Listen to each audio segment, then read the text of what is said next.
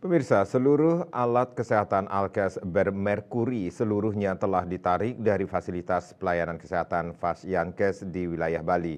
Penarikan Alkes bermerkuri di wilayah Bali dan NTB itu dilaksanakan oleh Direktorat Jenderal Pengelolaan Sampah, Limbah, dan Bahan Berbahaya dan Beracun atau Dirjen PSLB 3 Kementerian LHK-RI.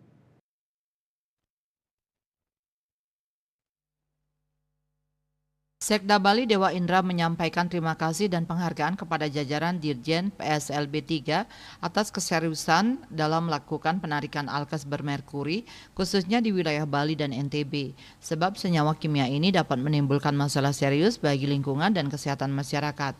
Upaya penarikan alkes bermerkuri bukanlah hal yang sederhana karena berkaitan dengan tempat pembuangan akhir serta pengolahannya.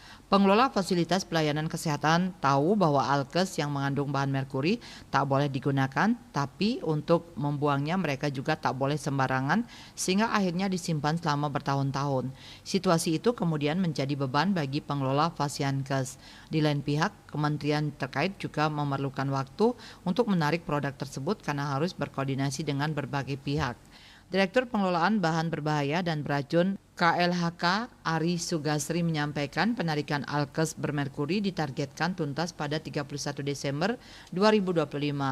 Alkes bermerkuri yang ditarik meliputi jenis termometer, tensimeter, dan dental amalgam. Kemenkes RI menargetkan 100% Fasyankes tak lagi menggunakan alkes bermerkuri pada tahun 2024 dan menurutnya saat ini sudah berhasil dicapai. KLHK RI mulai melakukan kegiatan penarikan tahun 2023 dan sudah menjangkau 6 provinsi di wilayah Jawa.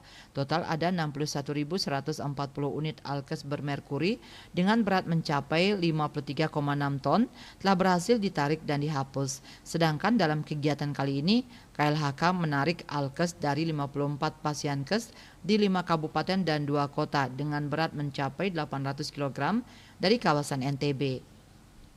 Khusus untuk wilayah Bali, alkes bermerkuri berasal dari 135 Fasyankes di 9 kabupaten kota dengan berat mencapai 2,59 ton. Alkes bermerkuri dari wilayah Bali dan NTB selanjutnya dilepas menuju tempat pengelolaan akhir yang berlokasi di wilayah Jawa. Direktur Jenderal Pengelolaan Limbah Sampah dan Bahan Beracun Berbahaya KLHK Rosa Vivien Ratnawati mengatakan, upaya penarikan alkes bermerkuri bukanlah hal sederhana karena membutuhkan proses yang cukup kompleks. Untuk jangka panjang, Indonesia membutuhkan tempat khusus untuk pengolahan merkuri karena saat ini merkuri hasil pengolahan itu dikirim ke sejumlah negara penerima, salah satunya Jepang. Winata Bali Post melaporkan.